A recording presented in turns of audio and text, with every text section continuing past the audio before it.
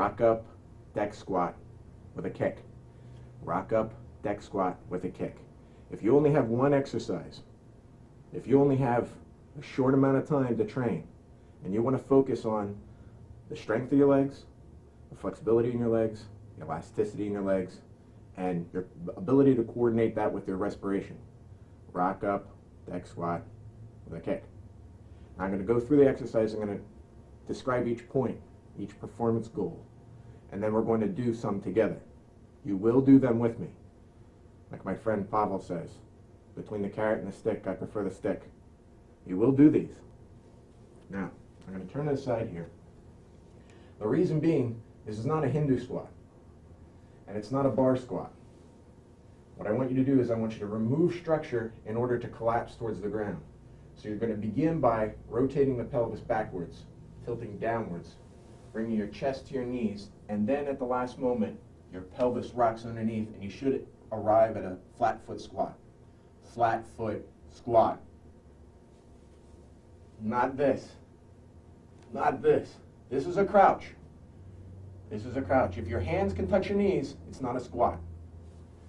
This is a squat.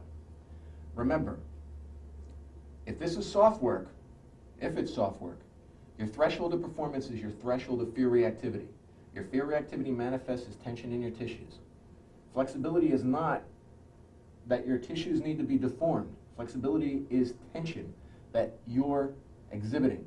You're resisting the exercise. So this is a good position to start to relax into. Now, I'll demonstrate the opposite motion. We're not going to do this. This should be effortless, not effortful. So the first thing that happens is you remove structure. Pelvis comes backwards, then begins to tilt and press. When you arrive at the top, the knees lock, the pelvis jams forward.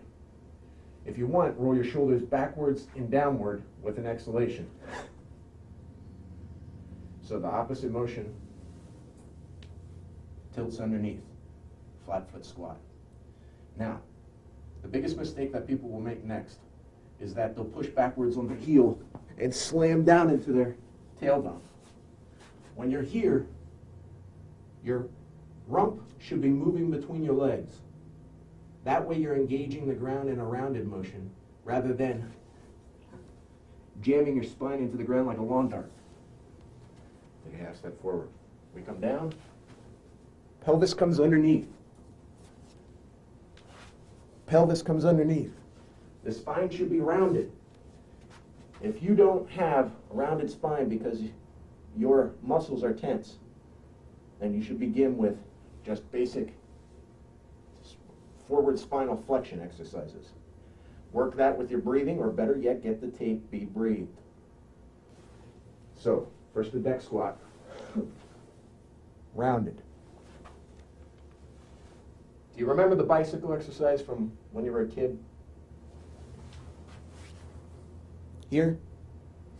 Okay, that's where we arrive. So, just those portions together, remove structure, and propel your feet upwards. The next portion is going to be the challenging part. Okay, you say this is not challenging. Wait till we add in the knees to the side. We're here. First thing I would like you to do is hold your breath, inhale and hold your breath, and try and put your feet on the ground.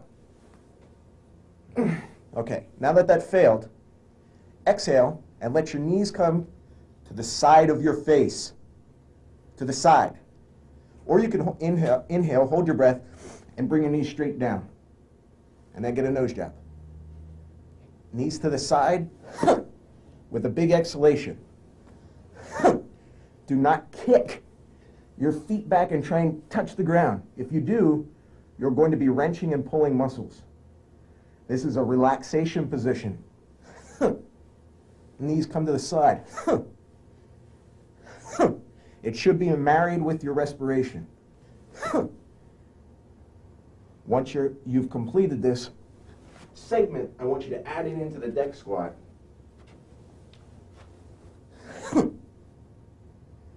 Next position, as you relax, your legs should bounce back upwards. As they bounce back upwards, bring your feet together and back apart. I'll show you what I mean.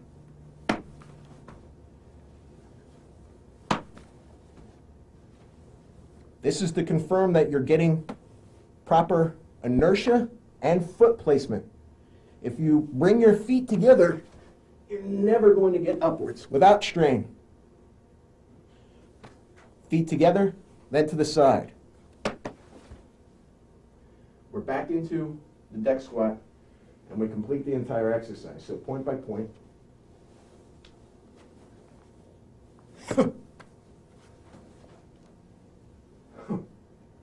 That's the end of the exercise.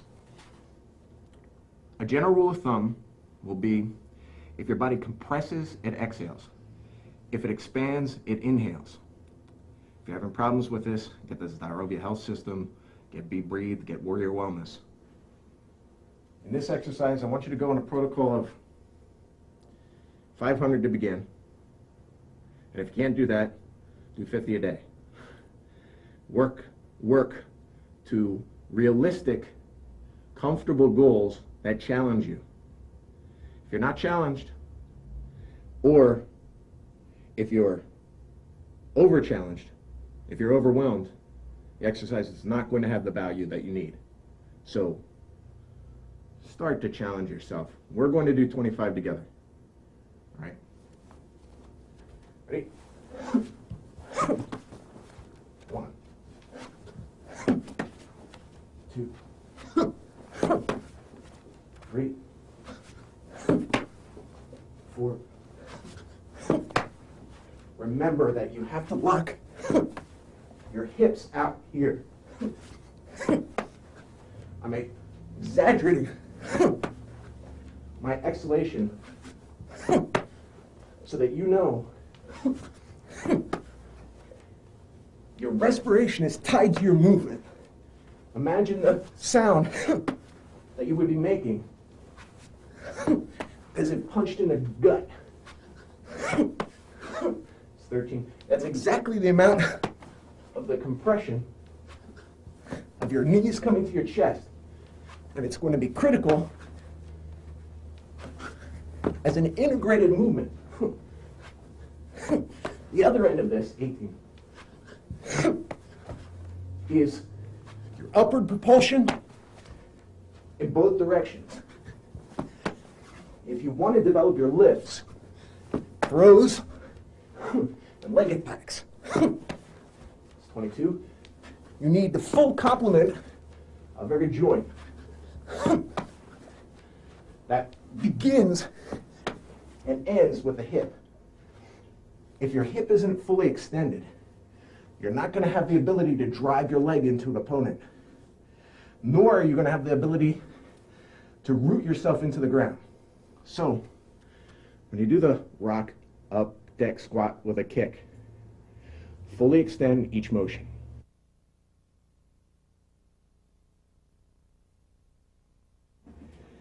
Once you have completed the rock up deck squat with a kick, then you're prepared to move on to the next exercise.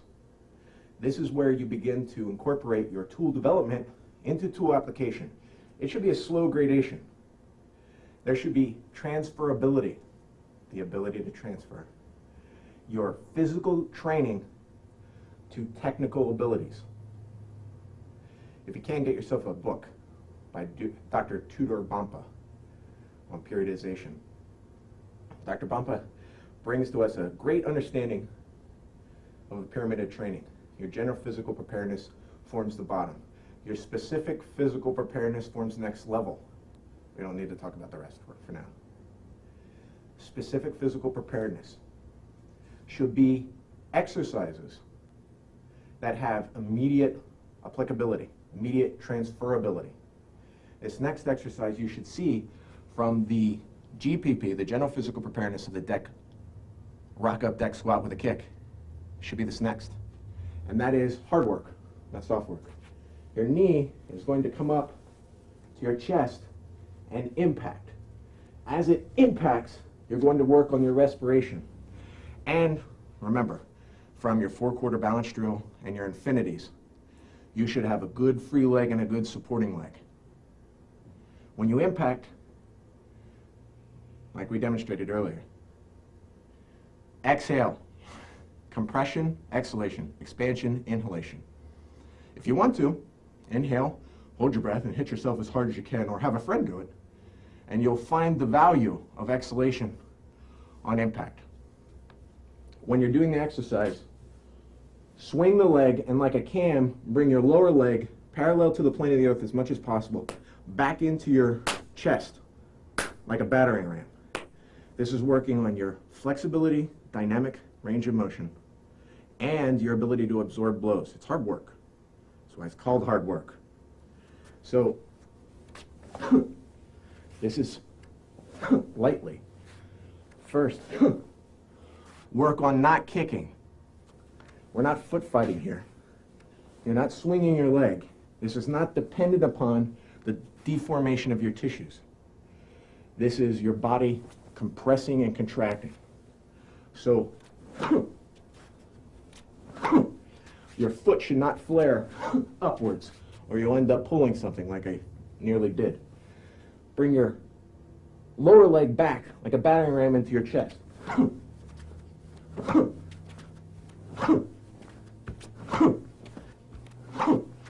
Make sure you work both sides so you don't become lopsided. When you bring it back, make sure come out, cam backwards.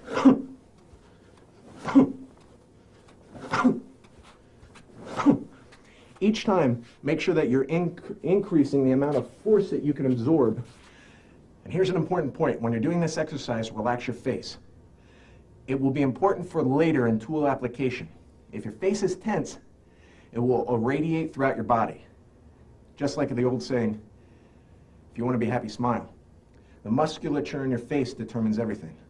This must be nonchalant, nonplussed, almost uninvolved. If you see any Russian fighter, this remains relaxed no matter how much punishment he's absorbing. It's not limited to Russian fighters, not by any means. However, they had developed some rather direct methods of shock absorption to specifically encode that behavior. If this is relaxed, the rest of your body can be relaxed. So when you're absorbing,